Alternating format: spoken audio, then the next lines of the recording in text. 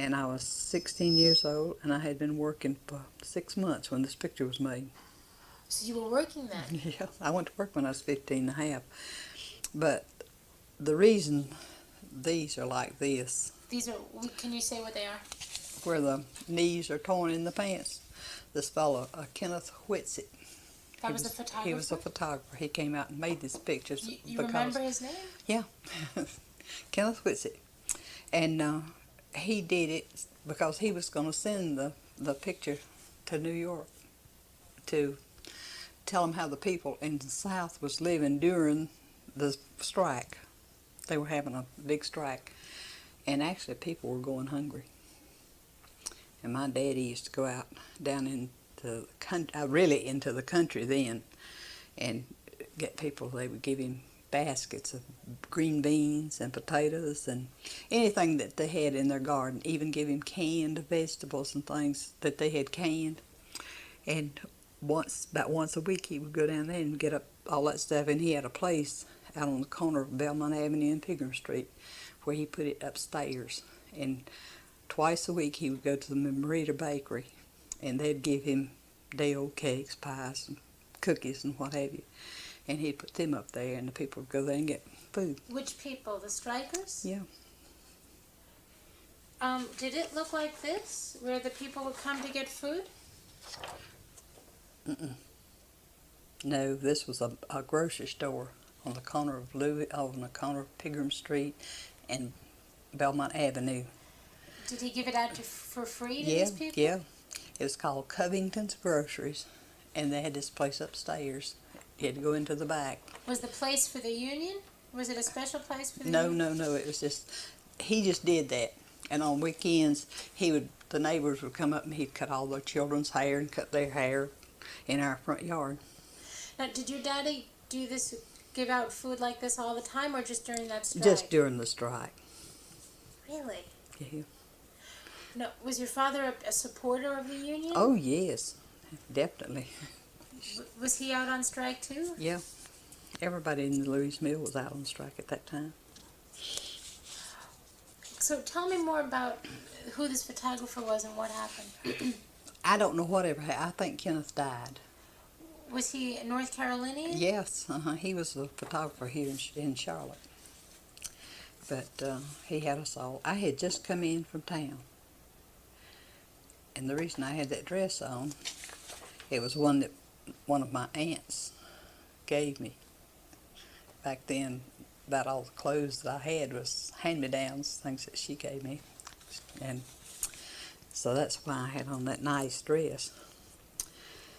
But we fared very well. There was lots of times to see my mother when these two, they are twins, and when they were 4 months old, she had had an operation on her sinuses, and where they cut it, the doctor was supposed to have told her to come back and drain that thing, clean it, wash it out and drain it, and he didn't do it, and the poison from that thing settled in her left hip. She stayed in bed for 21 weeks. And after that, she sat in a wheelchair for so long and then walked on crutches for so long. When she got sick, they were 4 months old. And when she got able to help take care of them, they were 18 months old. So who took care of them? I did. I quit school. Took care of them. I did the laundry, the cleaning, cooking, everything that had to be done. I How did. old were you back then? 11. 11? Yeah, I started to the 6th grade in school in September, and we moved in February from the Hoskin Mill back to the Louise Mill, and she got sick, and I never did go back to school. Never got back to school? I went from September to February in the 6th grade, and I never went back. So. That's a sad thing for you, huh? Well, I've learned a lot since then. I bet you have. Now, tell me about this. Why did they choose your family to take this picture? I don't know. I guess it was because my dad was so involved.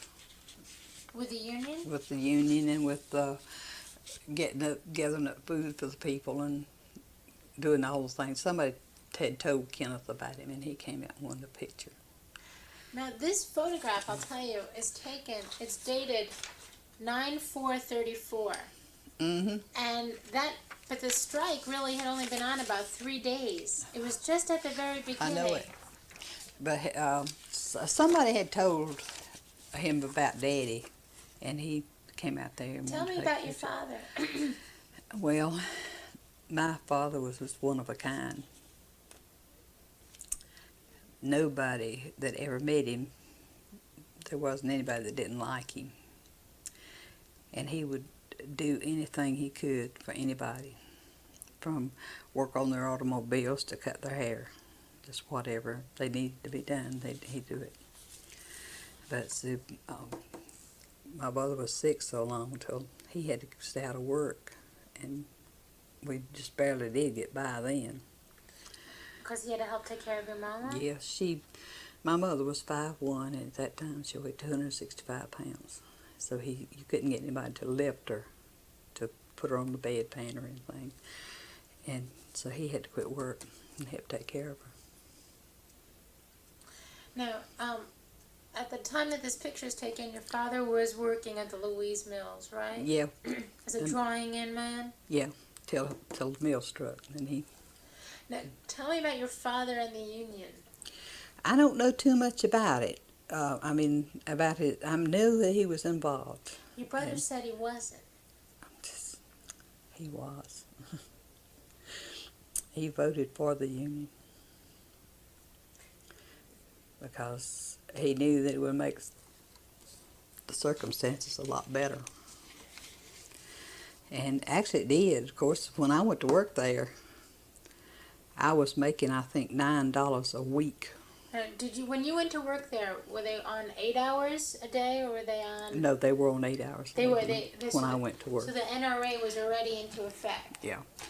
But when my daddy went to work, he went to work when he was 9 years old. In the mill? In the mill. Which one? Let's see, where was that? I don't really remember. It was in South Carolina, I think. Somewhere in South Carolina, I'm not sure. But anyway, he worked at Shadwick Mill and out at Hoskins. He worked in the Hoskins Mill, and he worked in the Louise Mill. And when he quit working there, when the mill went out of business, he was running the tying-in machine in there. Now, you went to work in 1933 or 1934? Well, I was 16 years old. I went to work when I was 15 and a half. And I was 16 in August the following year. Right, and it says you're 16 here, and Yeah. the strike took place in September. Mm-hmm. Now, do you recall all the organizing that was the union organizing that was going on prior to the strike? Well, I knew they had a lot of meetings in the yard of the mill down there. At the Louise Mill. Have a lot of people down there having get-togethers and talking about the strike or something or the other. And were these meetings about the strike, or were these meetings to get people to join the union before? Well, I think it was a little of both. Did you go to these meetings? Well, I went down there a time or two because at that time I was trying to learn to play a guitar, and I'd go down there and play and sing for the kids, people down there. Really? Yeah. What kind of songs did you sing? Oh, hillbilly, country western, whatever, just anything that came up back in those days, whatever was going on. So you'd go down and play for the people. Just a time for or the union two. people? Yeah, just a time or two is all I did. Where is this one? Now that's at the. Whoa. Okay. I wonder why it's doing that. Ben. Do you remember that now? I remember. I used to live at Hoskins, and we used to go down to. In fact, we went to school halfway between Hoskins and Chadwick. Now, this was a commissary that was set up during the strike, and actually, I think your uncle, John Howard Payne, was very instrumental in coordinating that. But I think that this must have been at the mill village there, because it looks like the mill houses. At Louise or at at the Hoskins? Hoskins, or I mean at Chadwick.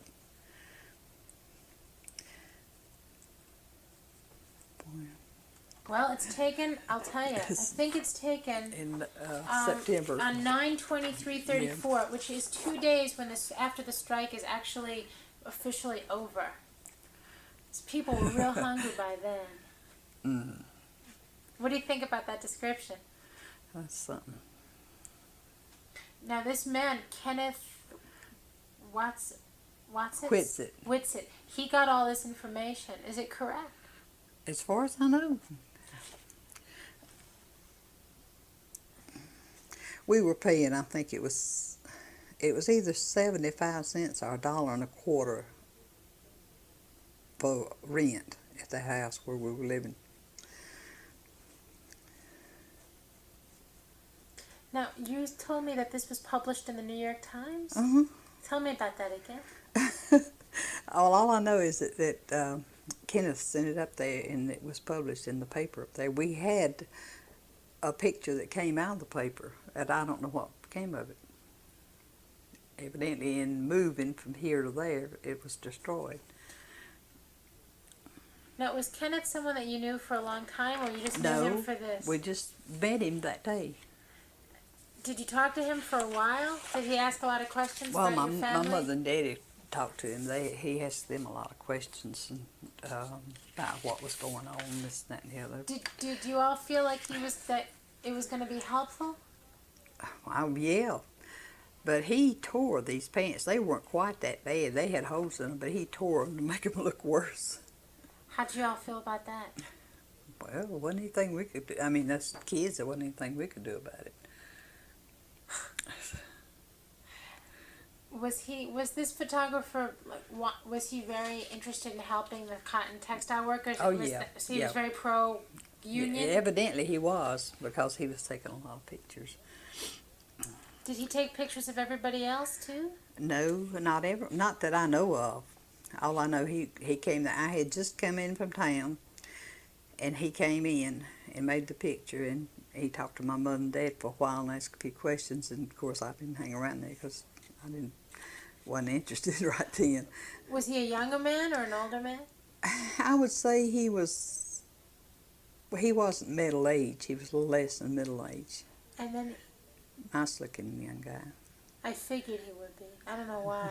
Maybe that's why you remember his name. Well, it could be. You're But blushing, Ruby. He was really a nice fellow.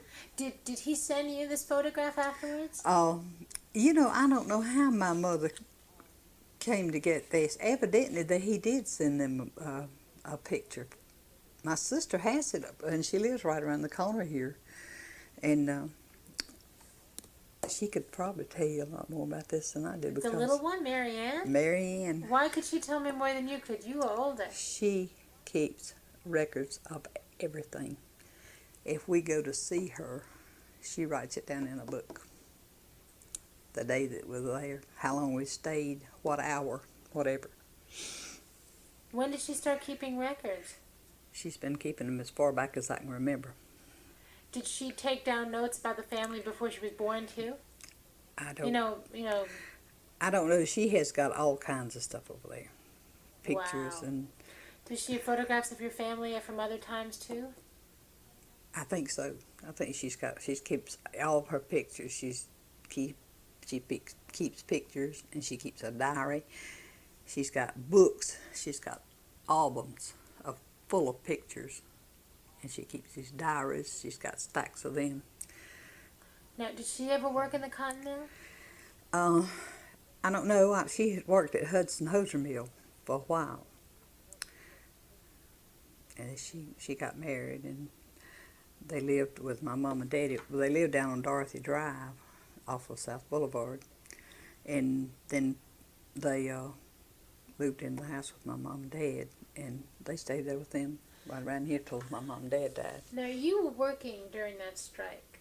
So what did it mean? What happened to a young woman who's been working there 6 months and all this is going on? It didn't seem to bother me, I don't think. As far back as I can remember, it didn't bother me.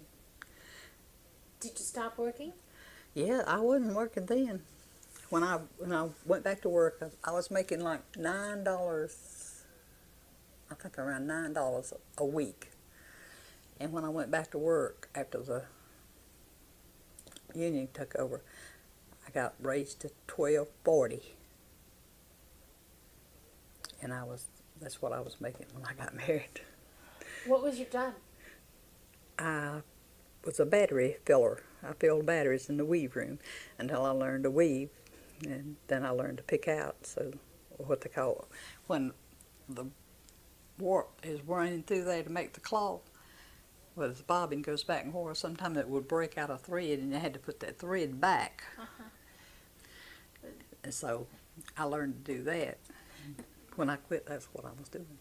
Now, I know that there were a lot of young women who were involved in the union and in the strike and on picket lines. Did you do any of that? No, I wasn't on no picket line. I think that when lots of the time or two that I went down there, that's why those people were down there. They were picketing the mill. When you went down there to play music? Yeah. Oh, so you were entertaining the picket line. Well, the time or two that I went down there. Do you still play the guitar?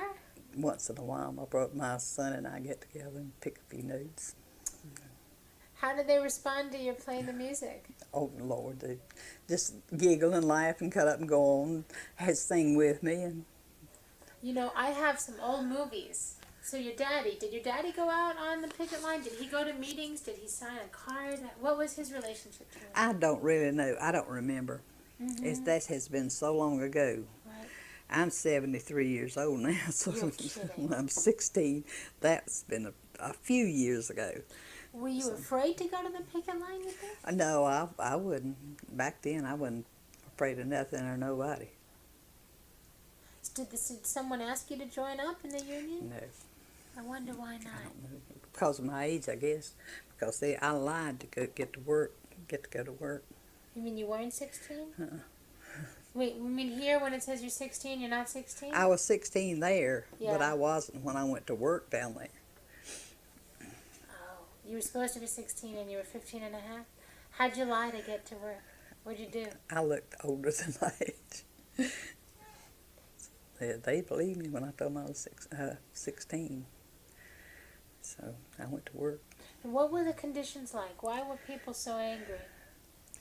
Well, one thing, they wasn't making any money. And they was working like dogs, to get what little bit they did get. And, with a family like my daddy had, you couldn't live very high off the hog. So he needed your salary. Mm-hmm. But really, I didn't pay any board after I started working. Instead of giving my money to my mother or daddy, each week I'd take one of the kids and outfit it from the skin out. Pants, shoes, socks, shirts, underwear, whatever. The next week I'd take another one, do the same thing. So that's how I paid my board. But back then you could get a pair of overalls or a pair of blue jeans for 98 cents. You could get a pair of shoes for 98 cents. You could get a shirt for 39 cents. Well, once you outfitted everybody, then what'd you do? Well, I started saving my money because I got married when I was 20. So I didn't work for 4 years till I got married. I see. So you saved your money for the marriage. Yep. Just like your dowry. Oh, yeah. Well, I bought my own clothes, plus once in a while I'd buy something for my mother or my dad or whatever. Now, what was the mill village like? What was it like living on a mill village? Well, I don't really know. It's just, that was just a life. You had never lived any other life, so that's all you knew. And of course, in sometime we always had our garden. My granddad lived with us then, and he always planned the garden. Now, did your granddaddy live with you at the time that this photograph was taken? Oh, no. No, he wasn't living with us then. Okay, now I have a picture of your granddaddy and your uncle. This is your mother's brother. Can you pick them out? Yeah, that's my uncle right there, and that's my grandpa right there. Mm-hmm. God, that's Jesse McCoy.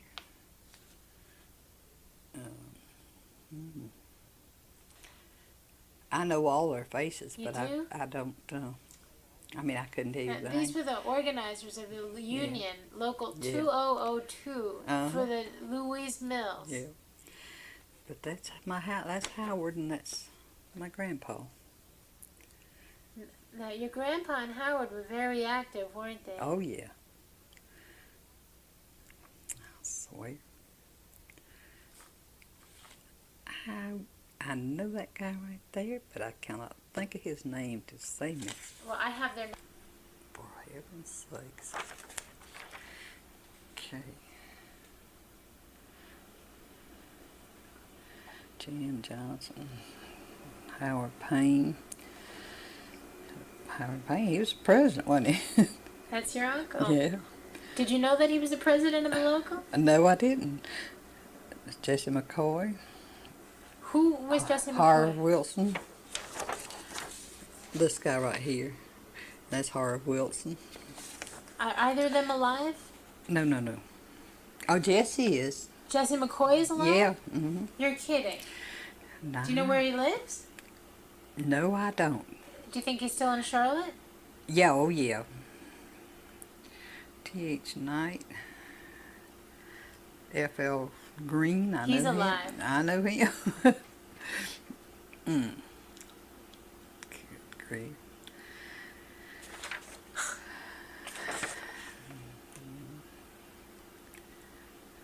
I swear.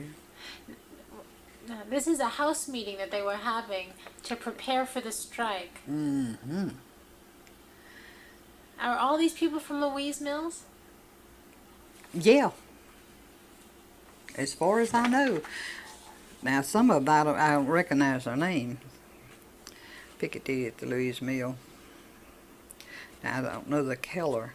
I know Wiley Sanders and that Johnson guy. J.M. Johnson? Uh-huh. Did you know him? Yeah, and my uncle, of course. Who was J.M. Johnson? Could you describe some of these people to me? Even a thumbnail sketch would be interesting. Well, all What I kind of guys are these? that Jesse McCoy, he was a fine fellow. He was married to I don't know how to tell you this. It'll be a roundabout way. He was married to my husband's first cousin's husband's sister. And she was killed in an automobile accident. The car turned over and crushed her head between the ground. And he married Nell Stallings years later. And they still in Charlotte. I probably could look in the phone book and... Okay, I'll ask you to do that. Okay. Now, what did these people have high positions in the mills? Were they radicals? Who were they? I haven't. Well, my granddaddy was a loom fixer. My uncle was a weaver. And if I'm not mistaken, Jesse worked in the spool room. And I don't remember, well, Wiley Sanders worked in the weave room. But I don't remember where any of these other guys worked. You remember their faces, though? Yeah. Did they all live on the Mill Village? Well, Jesse and Wiley Sanders and this, what's the name guy here? Green. And yeah, all those lived over on the Mill Village. Do you think, was this private or was it public? Seems like it was a very daring thing to me to have them pose like this at a meeting. But they were... It's a very rare photograph, I have to tell you. I know it. Do you think it was daring of them to do that? Yeah. Why? Because it's like all others. Of course, wasn't as bad then as it is now. You get in a picket line and somebody's liable to blow your brains out. Back then, you could do it, and there wasn't too much said about it. People would try to get through the picket line, and they would maybe curse the people or something, but they never did seem to bother them any. But the fact that they're publicly announcing that they're members of the union and that they're even officers. Was that a daring thing to do? It would be for me. I don't know how they felt about it. Because in a lot of other mills, people got fired for their Yeah, I know it. participation. But they didn't, I don't think any of those, as far as I can remember, they were all back working when the strike was settled. Now, did Howard pay? What happened to this local? Did it fizzle? Did it stay together? Do you have any idea? I think that eventually, after they got the union in, I think it more or less played out. Did they get the union in? Oh yeah, they had the union in the mill. When? Let's see, I don't remember when they finally got it all settled, but I know they did have it. They had an election? Yeah. At Louise Mills? Evidently, because like I said, I was so young, so I didn't really take part in all Right. that stuff. Oops, look, wait. Oops, I just Hoskins Mill and made it into apartments, and they have people living there now. Yeah, I heard about that. And they're talking about doing the same thing at Louise Mill. What's going on at Louise Mills now? No, nothing that I know of. There was E.J. Smith had a lawnmower place in back of it for a long time, and then they moved out, and they enlarged their business and went somewhere else. Can you tell me anything about your uncle? Well, nothing except for the fact that after he quit the mill, he went. Do you know why he quit? Didn't he become a? He was a policeman. Did he work county. with the union full time or anything like that? I don't know whether he did or not. He never did talk to me about it. All I know is he went to the county police, and he got to be a sergeant on the county police, and he ran for sheriff, and he didn't win, so he didn't go back to the police. He went to Florida and went to work at Cape Canaveral, working for Pan Am down there, and he worked there till he finally retired, came back to Charlotte.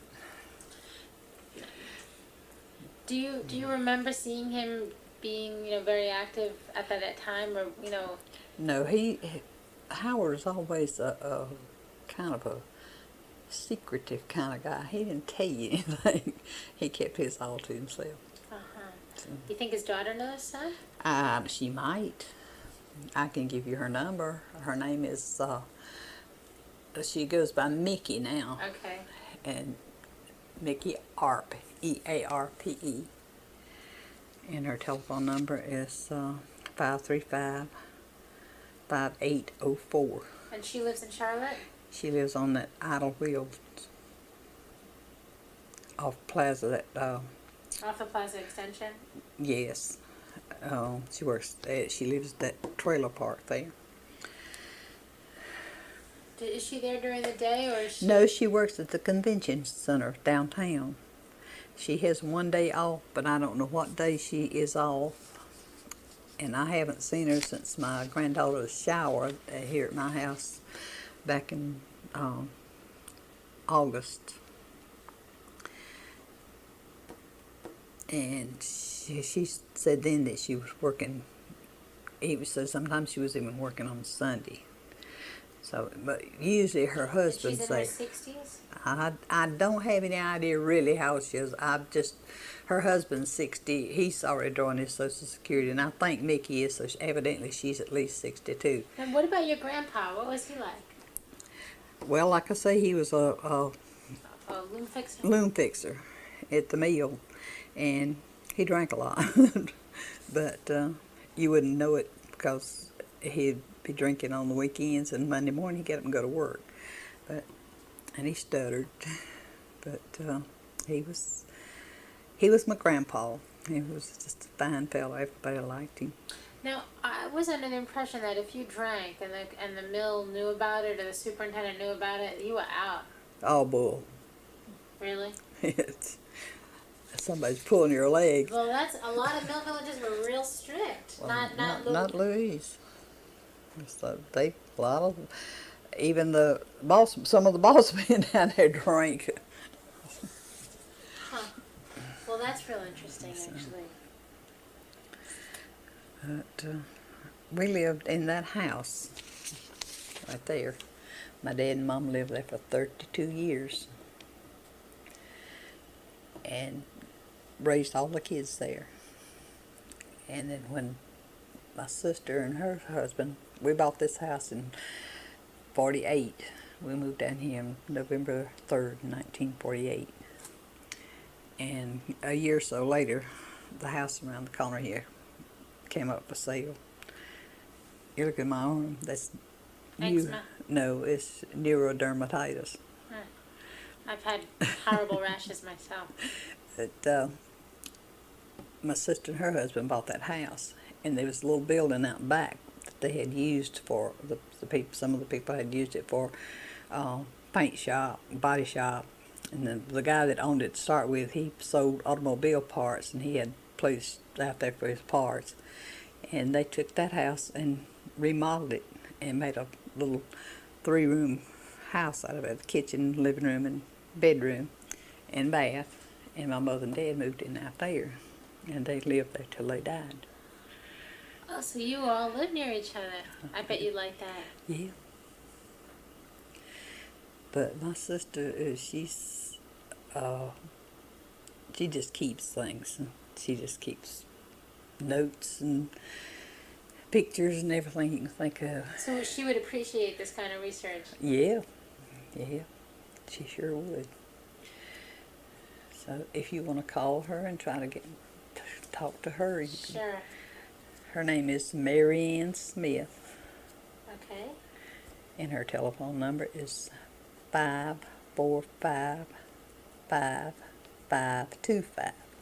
Now, what? Tell me about your family here. I mean, were you?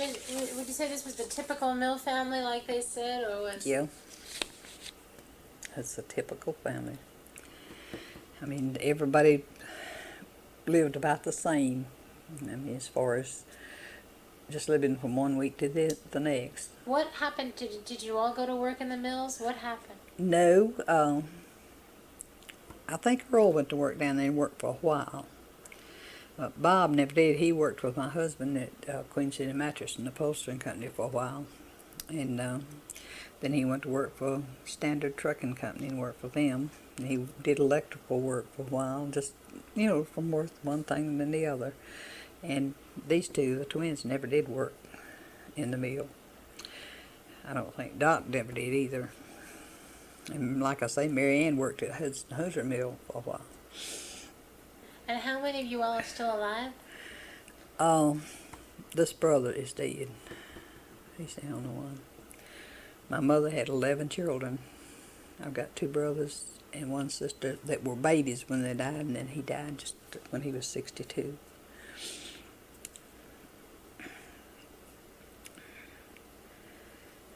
But we all had a good time. We didn't have anything, but we had each other, and we had a lot of fun. Oh, I bet. And we sure did. I chased him down one time with a belt. I caught him up near Pigram Street between our house and Russell's Transfer, and boy, I tore him up. He called me everything in the book. So you did a little bit of a reprimanding too. Oh, yeah. So you were like a mama to them? As long as Mama was sick, I was. See, I had the doctor helped her to write a letter to Amos and Andy to tell her about them. So they wrote to her and told her they were going to be at the Carolina Theaters on such and such a date, and said they would like to see them. And I'll never forget, I took them and went down there. Went down the stage entrance, and we went in. And one of the guys, I don't remember now which one it was, asked Amos how old he was. And I don't know, they were just real small. But anyway, Andy told him he was 8. Got a big So kick did they out. actually meet their real Amos and Andy? Oh, yeah. Sure did.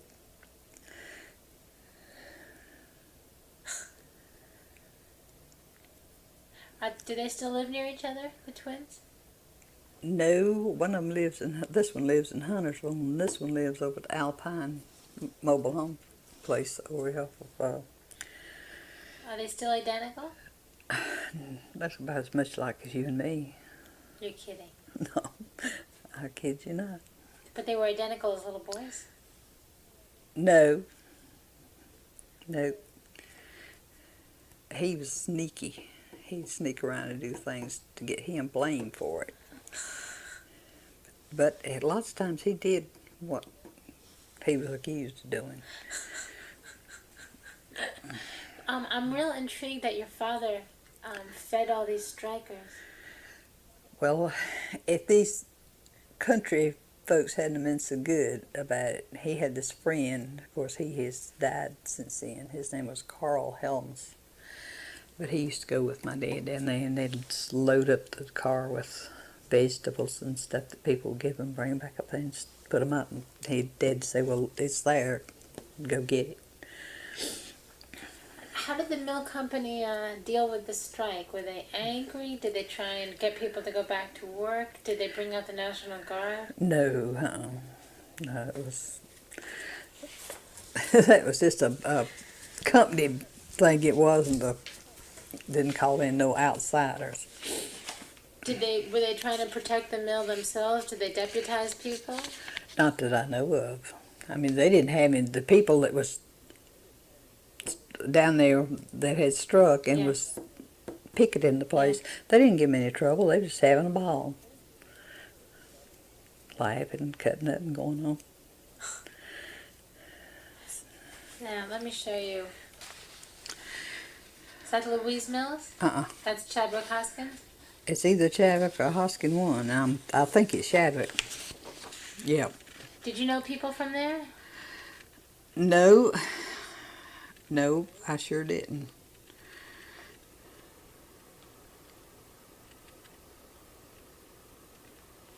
Good grief. 80,000 persons gone on this track. 230 meals.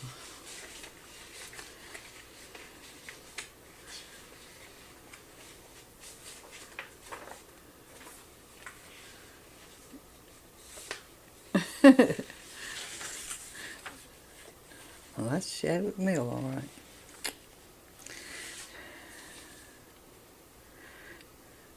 My first cousin knew a lot of people that lived in there, because I think years and years ago he used to date a girl that lived down there. Is he still living? Oh, yeah. He lives over on Finchley Drive. Was he working there back then? He didn't work at the mill.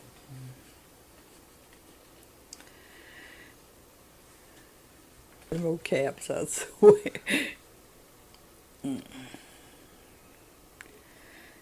No, I can't. Textile strike is in. Thanks. Those shotgun houses, they just went right straight back. The reason they said that the reason they call them shotgun houses is because you can stand at the front door and shoot a shotgun and go right throughout the back door. Do you recall if the strike split up your community at all? If it put people at odds with each other? No, as far as I know, it didn't. I mean, I never heard of any fighting or anything. What about some people that joined the union and other people that didn't? Did that pose a problem, or did most people join up at Louise? Most people, I think, joined up. Really? Yeah. Did you ever hear your uncle speak? I didn't even know where they met. I've heard that sometimes they met up over Covington's store, where my dad used to put those groceries out there for people. But I couldn't swear to it, because it's just, like I say, it's just a rumor. Were you ever there when your father was handing out the groceries, or? No, I've been by there and seen people getting them. Oh, you did? Yeah. Maybe Mr. McCoy could tell us about that. He probably could. Now, your mother must have known what was going on if her brother and her dad were involved, huh? Well, if she did, she never said anything about it. She never did talk about it to him about anything. At that time, she was, like I say, she was pregnant, but before she got pregnant, she was busy running around helping other people, with people sick and their kids get hurt. She'd go help them with them. she wasn't a nurse or anything, but even the doctors, that the Dr. Van Matthews and Dr. Gallant would call her when one of the kids got hurt to come and help them with them, or to go somewhere where a woman was having a baby and help deliver the baby. So she was like a midwife?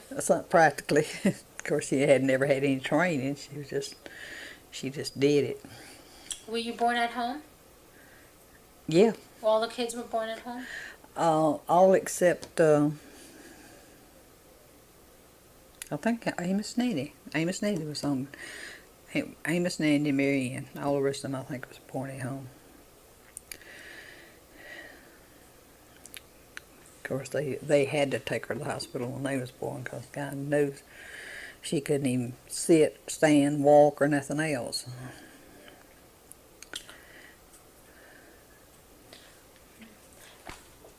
Maybe that's Hoskin. It must be Hoskin, because at the Louise Mill, there was a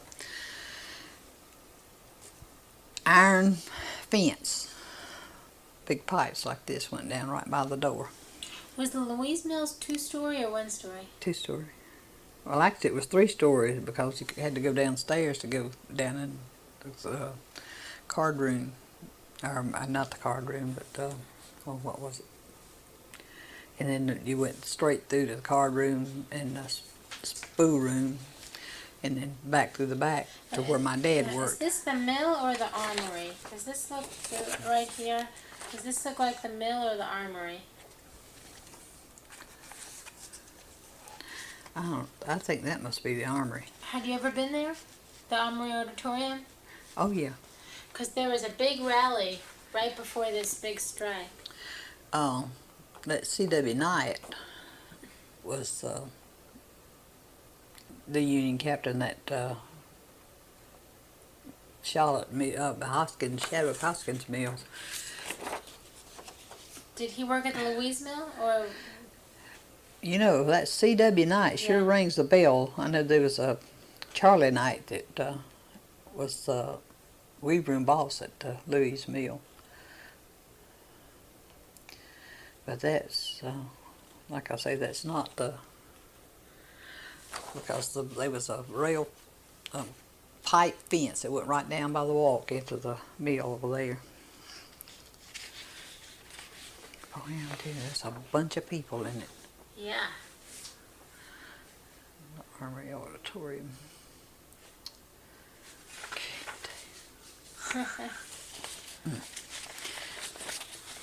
What does it make you feel like when you look at these pictures? It brings back a few memories. I've been to the Armory Auditorium, but not ever for anything like that. This is the Labor Day. This is the day before Labor Day. This is the inside. Oh. I used to go there for wrestling matches. Do you think you know anybody that might have been there? No, I sure don't.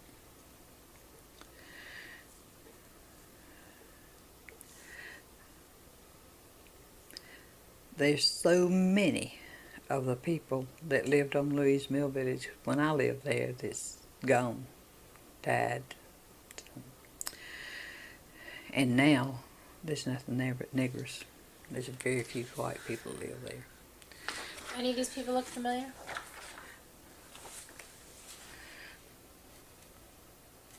Good grief, what is his name? It just says Mass Rally. Charlotte Armory. Claire.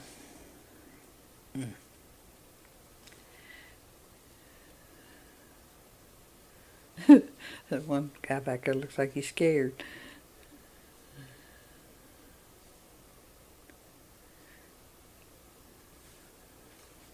So the Louise Mill was not a violent? No.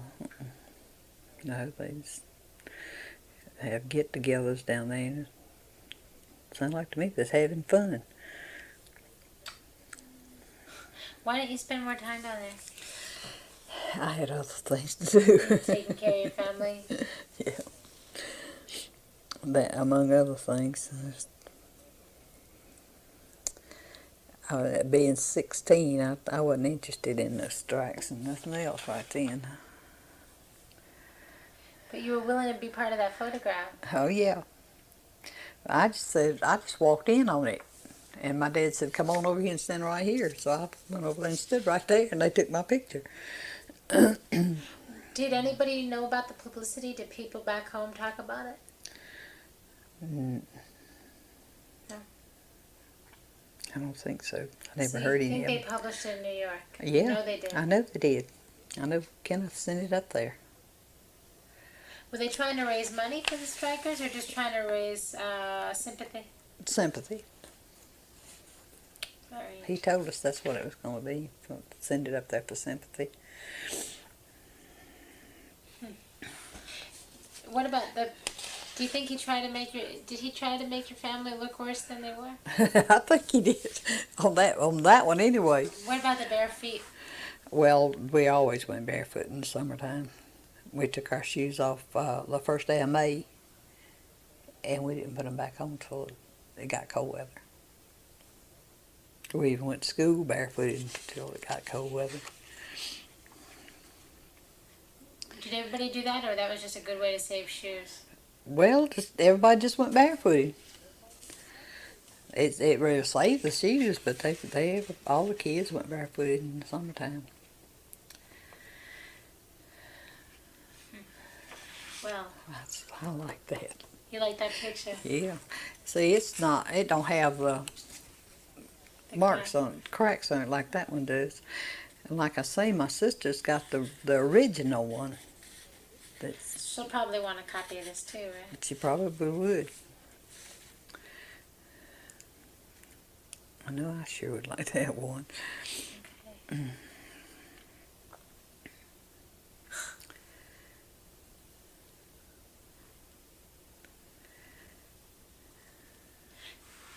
Do you think your father felt like he was helping the cause by taking this picture? Yeah. Yeah, he figured, get enough sympathy for the people that were out on a strike, then the people would think more of them. Because they were striking most everywhere back then. It wasn't just right here around where we was living. Every time you pick up the paper, somebody had gone just into a strike. And a lot of places they were raising the deacons, fighting and beating people over the heads with baseball bats and everything else. They just didn't have any of that. Now, when you went back into the mill, my left.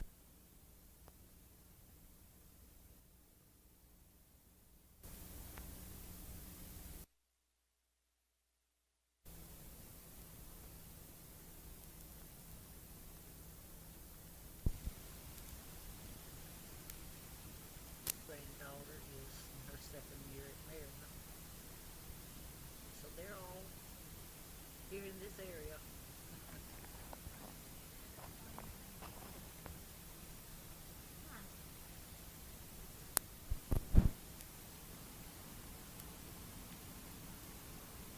Could you talk into that microphone? Oh, that's why. Okay. Now you ready? Yeah, now I'm getting stuff. Okay. Do you think you can move a little closer to your sister? Someone who talks every morning at 9 o'clock. They don't mind being too close. I don't mind being close. I was trying to get away from the leg of that table. Okay. Are you all comfortable now? I'm fine. I am too.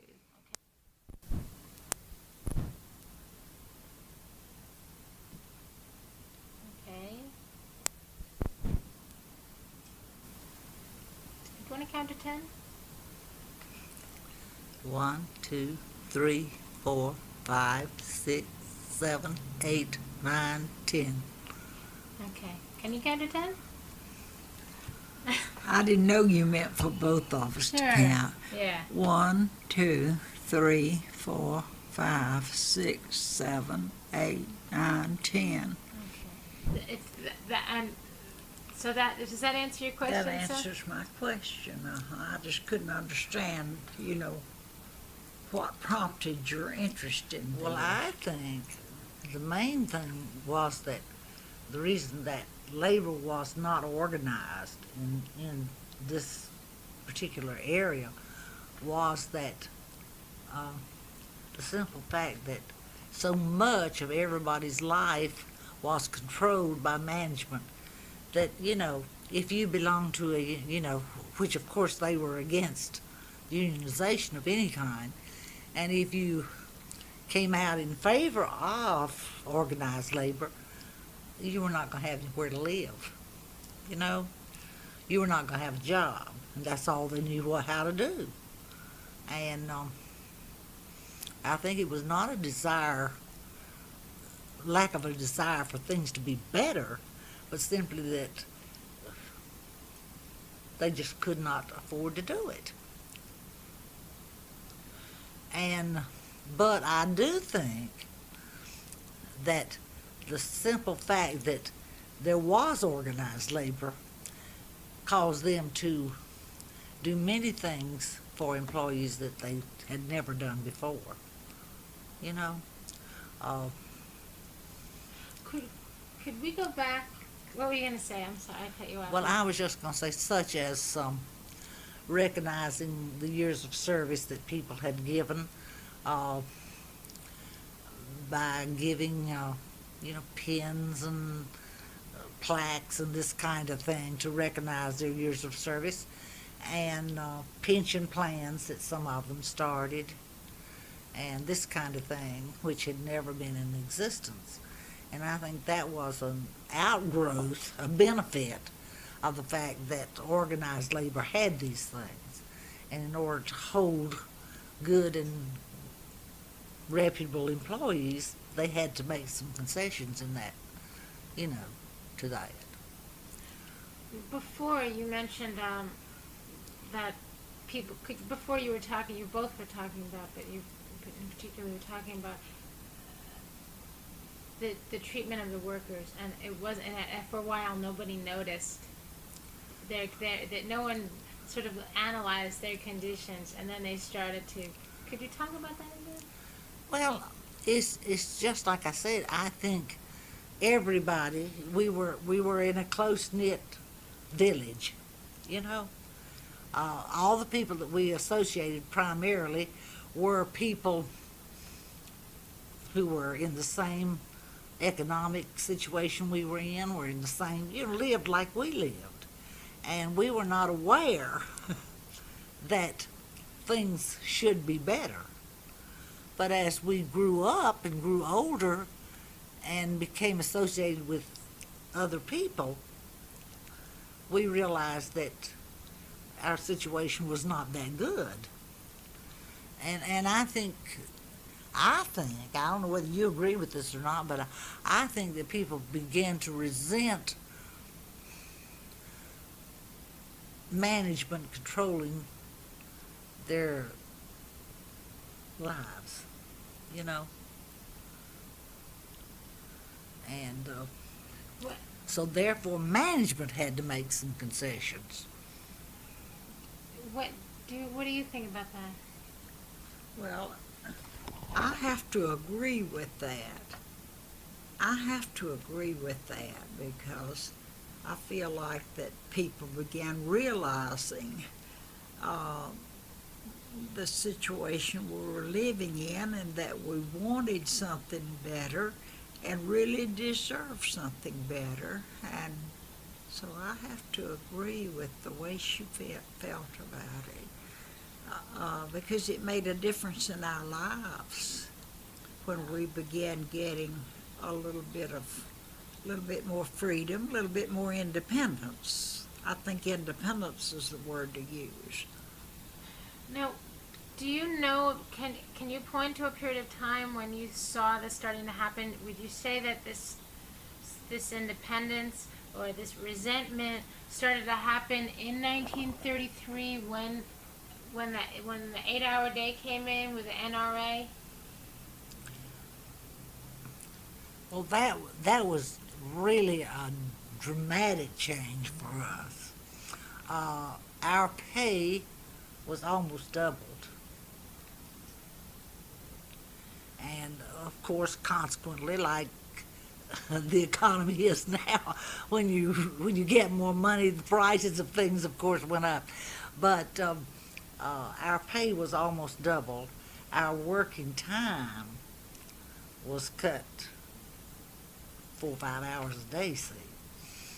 And then there was always, and I guess in every industry, there is a segment of people that think they should have something for nothing. And those are not the people we're talking about. We're talking about people who were hardworking, who were on the job every day, who, felt responsible for the jobs they had. And those people began to see, hey, we're working real hard. We've got nothing. And they began to want more. And I really think that the minimum wage and the 40-hour week was the beginning of that, of the realization that we can have more. I think we already knew that we should have more, but here this came a realization of we can have more, So I think that's when the idea was born in people that we deserve more than we're getting. Not something for nothing. I'm talking about responsible people who were willing to work for what they got, but realized that they were being used,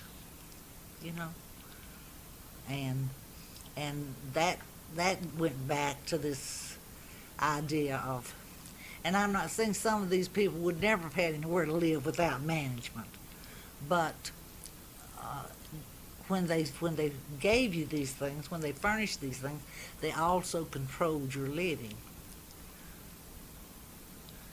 And I think that is the period of time when people begin to say, not anymore.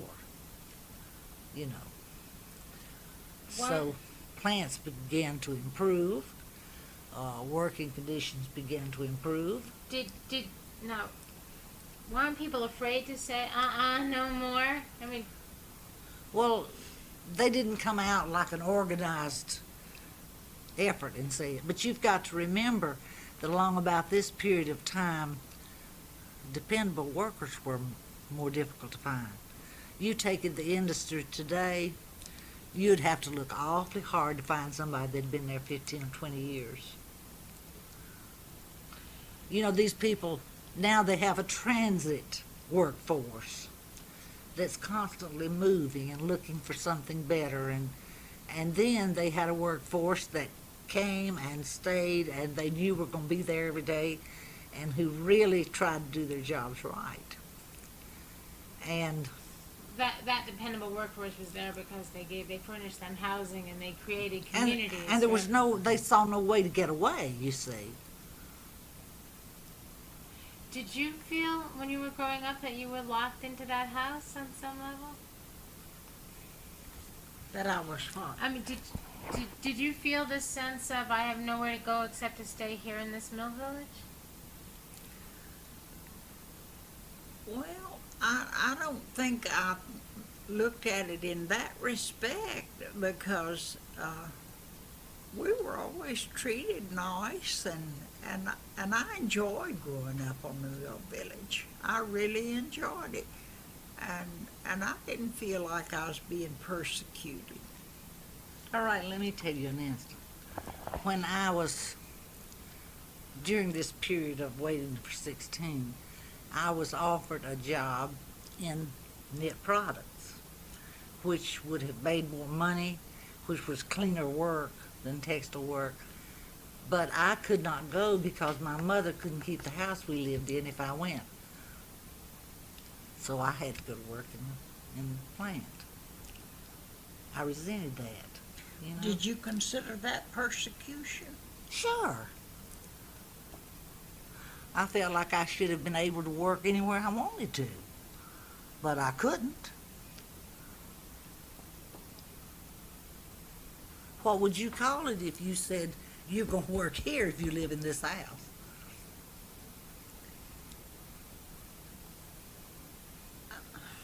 I don't think I'd call it persecution. Well, what would you call it?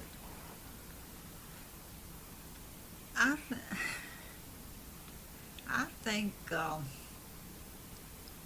since they owned the houses and had the houses there for the people to live in, with the minimum amount of rent that they had to pay, that the people should have been happy to have a house there and have it at that rate. And I don't consider that persecution.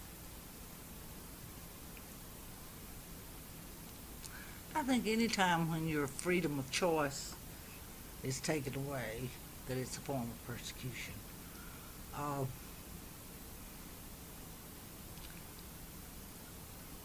Our livelihood came from that type work, and we earned every nickel of it. But I thought if I had a chance to work somewhere else, and my mother, who was head of the family, worked there, that I should have been allowed to work somewhere else.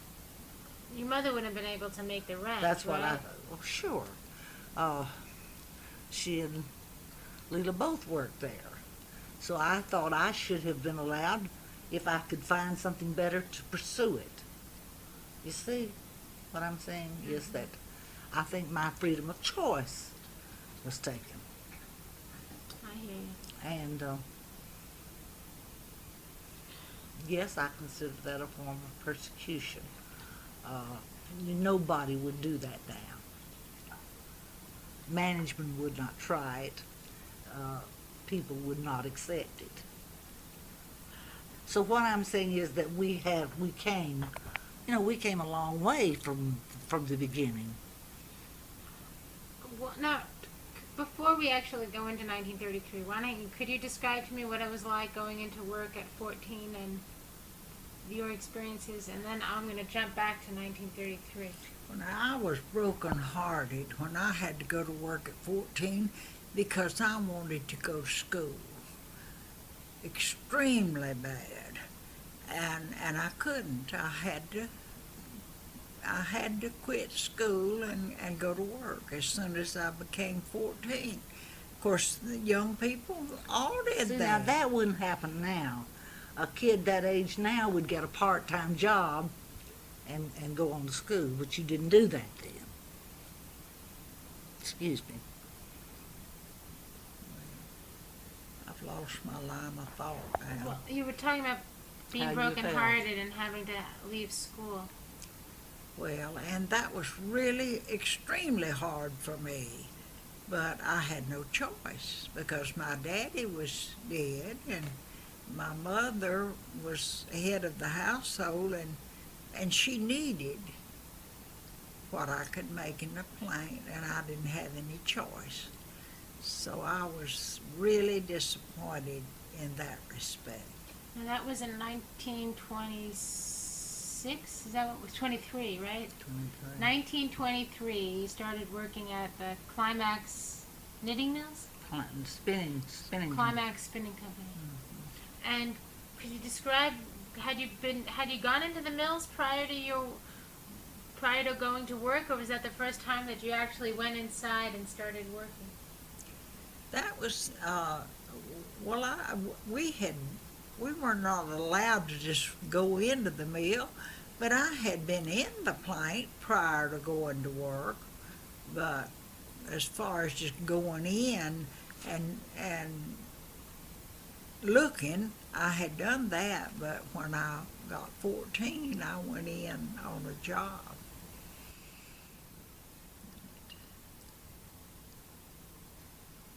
What was your job like? What did you do? How much did you make? What was it like to be in there? Well, when I went to work, I was reeling, and I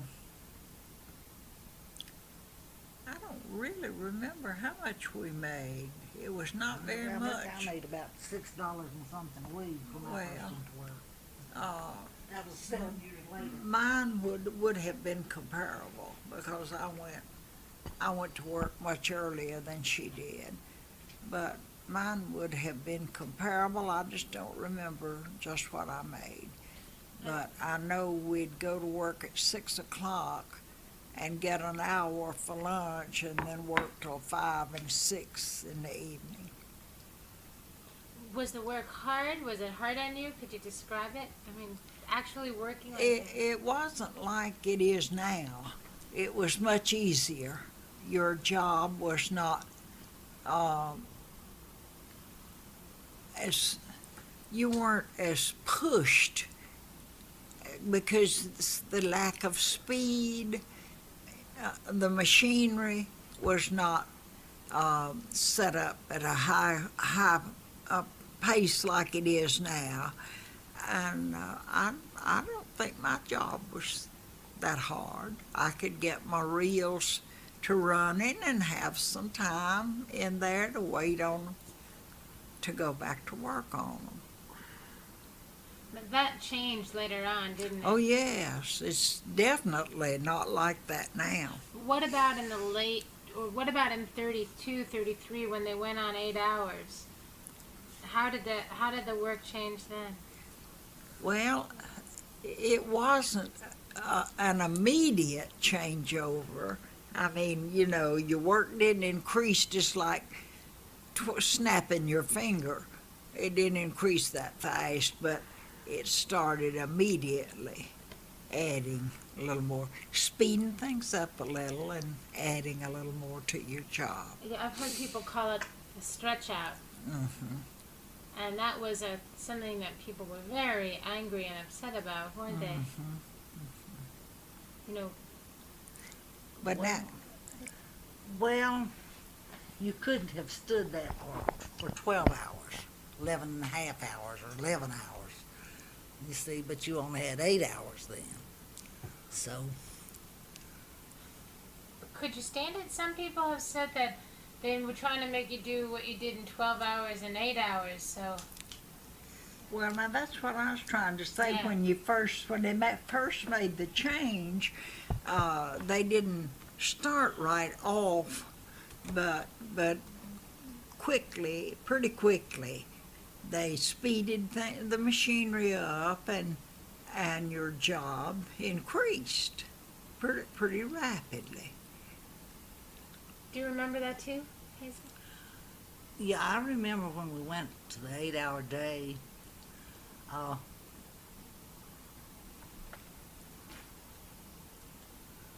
know who that is walking around my yard. When I went to work, I just lacked 1 year finishing high school because we only had 11 grades then. And I had skipped a grade. So when I went to work, I lacked 1 year finishing high school. I hated that. But the increase when we went on the 8-hour day was nothing compared to when the plants became automated. That was the hardest job I've ever tried to do. Because it was just constantly pushing to try to keep up with the machine and not keeping up a lot of the time.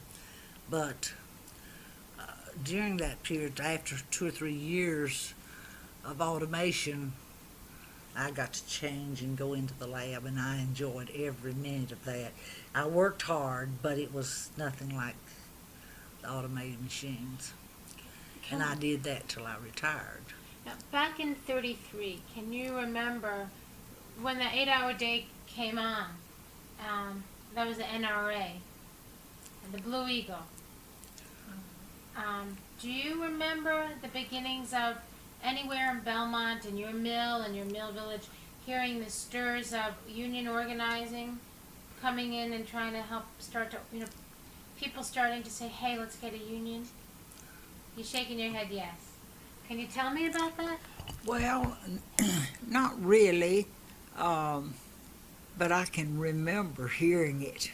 I really can. There were always union organizers handing out papers at plants, periodically handing out papers and this kind of thing, but it never really got off the ground in our plant. They tried desperately. And I said, why? Because these people say, hey, we've got nowhere to live. So that was, and they would fire union sympathizers. how did you know that in your plant? Well, not in our plant because we didn't have any open organization, but it happened in some of the other places. It happened anywhere back then. You know, the government wouldn't do anything about it if they fired you. So they did anyway. Now, I have photographs that basically say that Belmont was active, and that this area, whether they did it in secret, or maybe they didn't do it in each individual plant, but they did it collectively. 5 plants would get together. They were doing it. Something was happening here. Can you recall hearing anything? No, the only thing that I can remember about that at all is the fact that they would stand off the mill property and hand out flyers. But as far as any organization in our plant, I don't remember any at all. I just don't either. We both worked at the Climax plant, and they tried, of course. There was talking, but no organization that I was aware of at all. Do you think you would have wanted to join? Well, I think I wouldn't have for the same reasons that other people wouldn't have. Just had to have somewhere to live. And that's all I knew how to do. Now, when my husband worked at Knit Product, they had organized a union down there, but he wouldn't join. And he was working there when they organized it. But right on the other hand, Alva Watts lost his job, and he had been working at Knit Product for many, many long years. And when he was in sympathy with the union, he lost his job. So that did happen. Things like that did happen in Belmont. Was Alva a friend of yours? Did you know him personally? Yeah. He married our first cousin. Was he open about his union sympathy? Oh, yeah. Very open. Can you describe that to me? So those people why were there some people? I mean, why would Alva say, "I'm not going to be afraid. I'm going to speak out publicly"? Well, I think it is a person's personality. And Knit Product had no houses. Uh-huh. That was another reason. Uh-huh. Knit Product had no houses. Their employees were not dependent upon them for a place to live, just for a job. And I think the people who came out and were convinced that that was the best thing thought, well, I can find a job. All they can take away from me is a job. But he was blackballed. Did everybody know he was blackballed? Was that top? Well, I think it was public knowledge.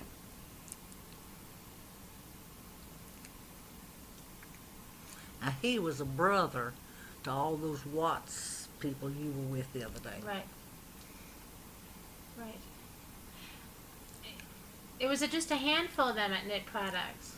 I really don't know how many were there. I really don't know either because, see, my husband, they let him watch during the strike because he was learning to knit. And I really don't know how many. Now, what do you remember of this? Do you remember much about the strike in the area other than at Knit Products in Gastonia or other parts of Belmont? Well, see, As far as I know, Knit Product was the only one who had a strike in Belmont. I think so too. Firestone in Gastonia had the biggest strike in Gastonia. And they had a death there, one at least. That was in 29. And I don't remember what year. but they Firestone a had the death. biggest. I mean, they were the biggest plant, the biggest. But Knit Product was the strongest in Belmont, and that, what was that person's name that got killed in Belmont?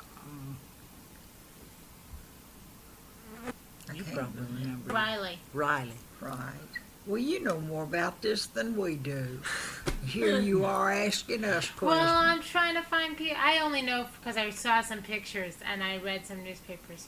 That's all. I don't know from firsthand, and I can only ascertain, and that's very different than someone being able to say. Well, Yeah. I do remember that at the time he was killed, you know, it was just a great upheaval among people because he had been killed there. Well, things like that didn't happen then. No, you didn't. You they were didn't not. pick up the paper and read where a dozen people had been killed We in didn't, one night. we didn't lock our doors. and, You know, this kind of thing. and that shocked our community. How did that make people feel about unions? I really don't know. I don't either because we never had any part of that, but so far as I know, Knit Product was the only That organized came out, you know, on strike. unit in Belmont. I'm going to show you some pictures.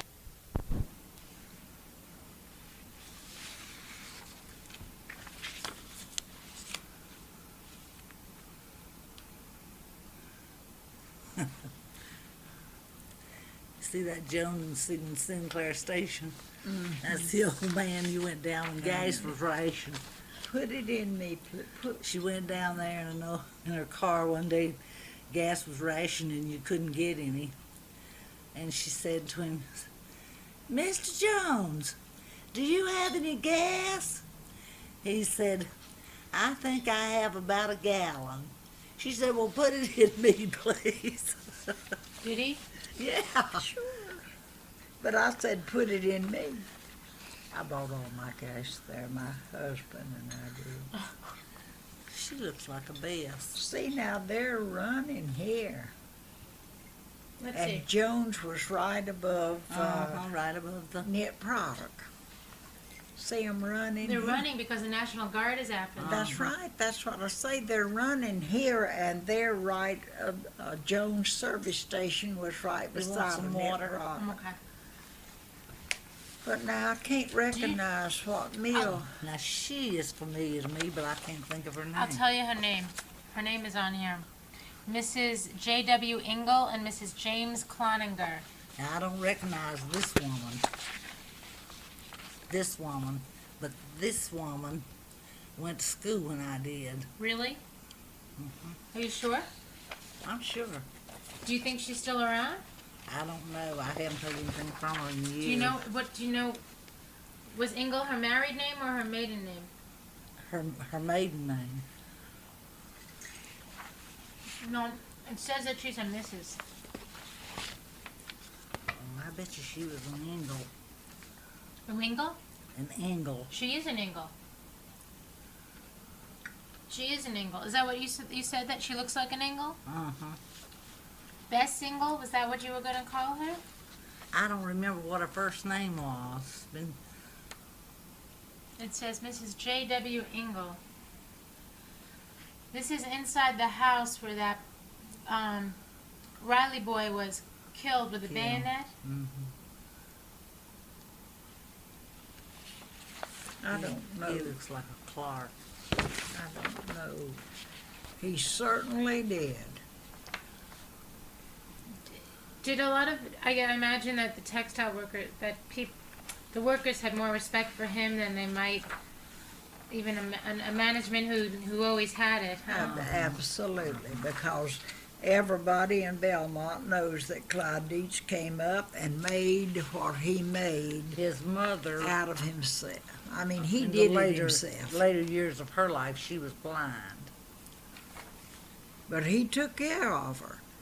He built her a little house right above theirs, or connected with He theirs. built an apartment on to the house he lived in. Well, and Don't you know Lacey lived in that apartment? he really took care of his mother right on up till she died. But he was an illegitimate child. Clyde. Don't put that in your records, but he was. No, So- don't put that in So there. that, I mean, this period of time. I mean, were you reading in the newspapers? This was a general strike all over the country. yeah, Cotton textile workers came out all over the South, all over the North. Yeah, you read all that.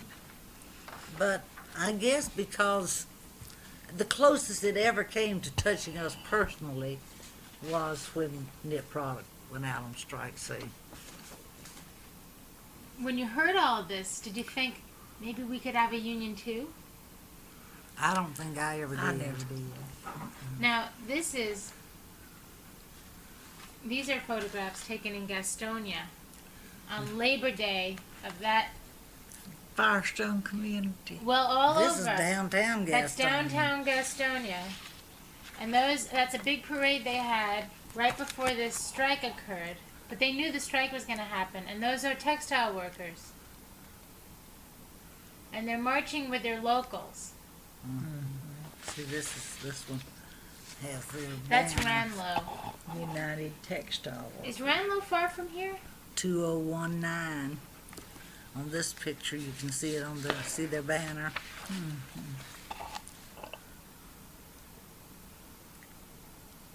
That's North Belmont, isn't it? Doesn't say so.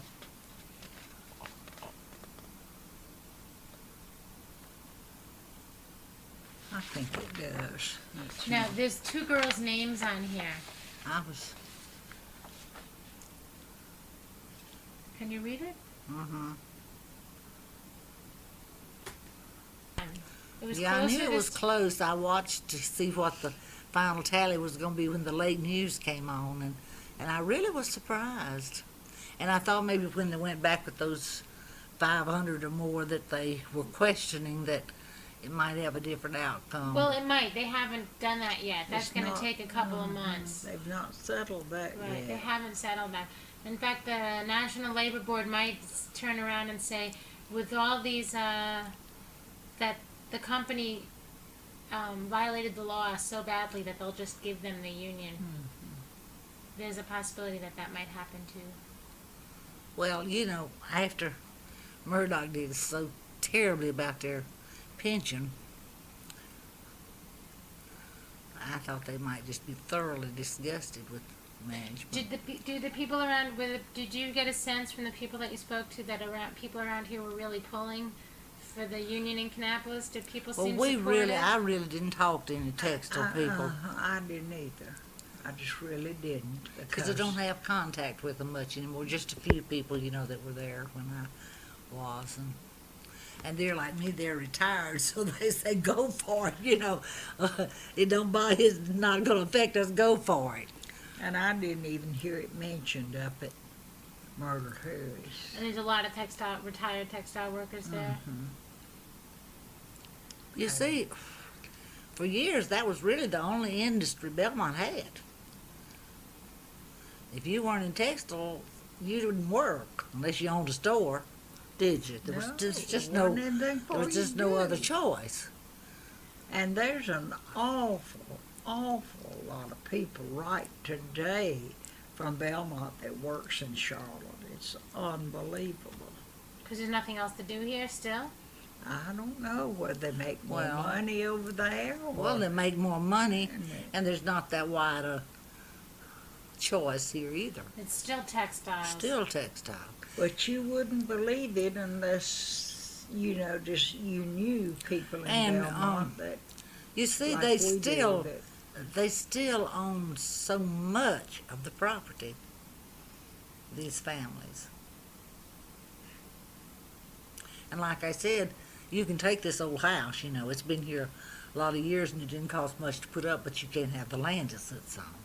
But now the R.L. Stowe's mills are selling theirs with the land, with the lot, but they're very small lots. like the Chronicle. And the National. But now all the houses at the National have been redone and are very, very nice houses. And of course the rent had gone up too, but they're just getting out of the housing. Now North Belmont still has some houses, and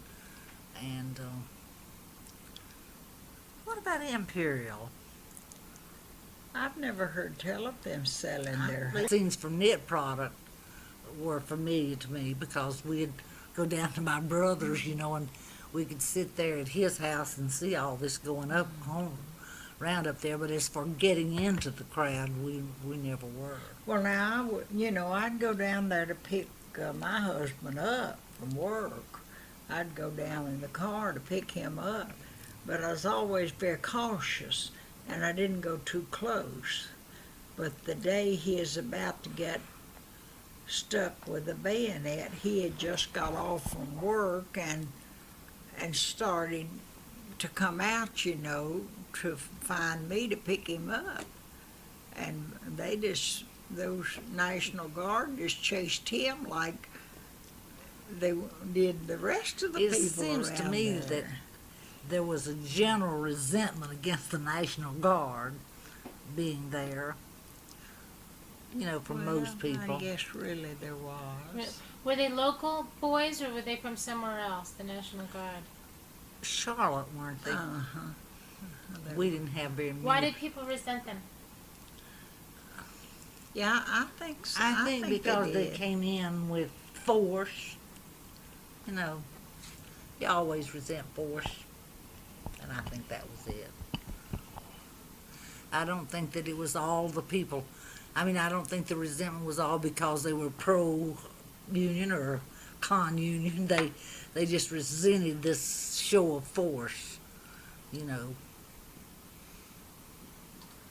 see. There again, we're back to this thing of people and their rights, their free choice.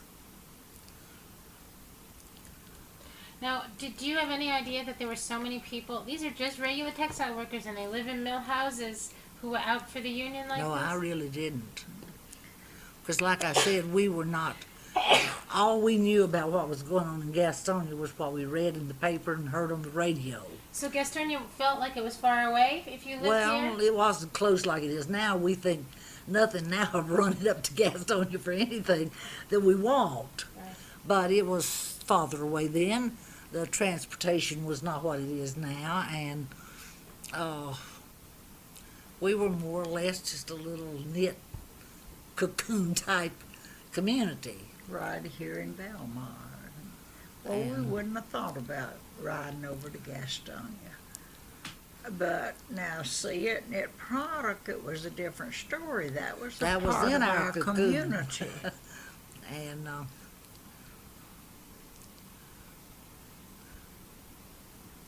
And I remember that there was a lot of talk about the people who lost their jobs there, and didn't get them back after the strike too. I have a list of their names. People thought that was terribly unfair. They did? Well, that was the general idea I got. Is Alva Watts on Yeah. there? Tom McCall, No. Evelyn Dunn, Who? Evelyn Dunn, Mm-hmm. Hester Perry. Oh, We know her. yeah, she goes to our church. Really? Yeah. Nora, She's still alive. She lives in Browntown. Nora Dunn, Virginia Pope. She lives in Charlotte. I met her the other night. Her. Otis Dunn, Mary Wright, Uh-huh. Alva Watts, Albert Wright. Albert who? Right. Down the Point Road. He still lives? I don't know. Seems He's like dead, I he's believe. dead. Ethel Cowan. Who? Ethel Cowan. Yeah, Oh, Ethel yeah. Cowan. She lived down on Aberfoyle. David Siegel. Dave Siegel. Now, you know him. He lived Yeah, on the yeah. Climax when he died. And Elsie Sanders. I knew her. William Hamilton. Huey Sanders.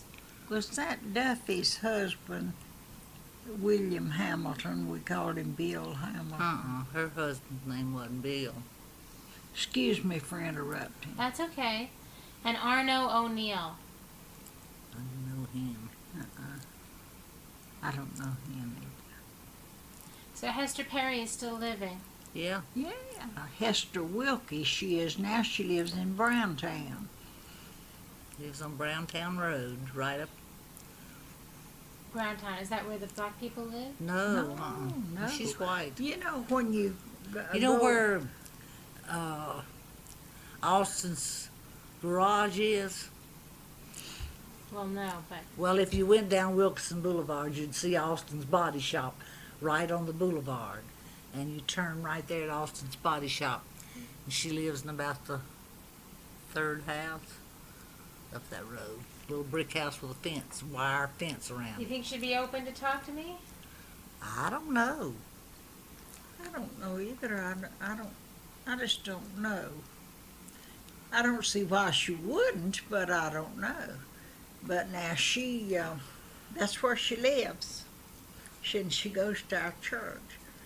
You can get her address on Brandtown Road out of the Belmont telephone. Well, I can give you her telephone number. Okay.